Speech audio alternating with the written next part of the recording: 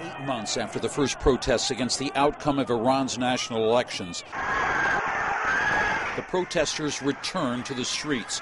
One of those who marched told us why. Because we know they are not good people and they do nothing for the people and the country. And all the country's wealth is being looted, whether material or spiritual wealth. Reza is not his real name. His face is obscured out of concern for his security, but he insists threats will not deter him. Every day, almost before every protest, someone comes, a higher or mid-ranking or low-ranking authority, telling us we will kill you. The threats are ineffective because people will come out on the street each time they threaten us.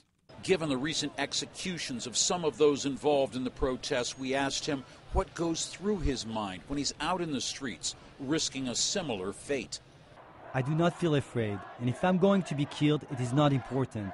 The more bullets are fired, the more we want to fight. And it feels this way for everyone. When I look at everyone's faces in a protest, they all feel the same way. On the government side, the Basiji militia are the enforcers along with members of the Revolutionary Guards. But Reza sees cracks developing among them, especially ordinary police. There are people too, with families, wives, kids, parents. Many are not bad people.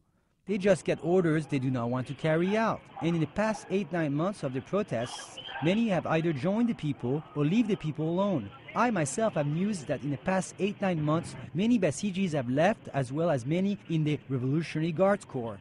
As pressure mounts on Iran's nuclear program, so too does talk about tougher sanctions. Reza is clear that sanctions should target the regime, not the people, but sees hypocrisy in some of the West's pronouncements. France and Germany say every day that Iran and Ahmadinejad are bad, but their cars are being manufactured in Iran. Mercedes-Benz, Peugeot. So they're making black deals with each other, and nobody among the people likes these black deals, and that's not what we want. The biggest message is help us. But even Reza isn't sure how that can be done. In the meantime, he says protesters will continue to use Facebook and Twitter to get their message out to the world that these protests aren't going to end. Jim Clancy, Atlanta.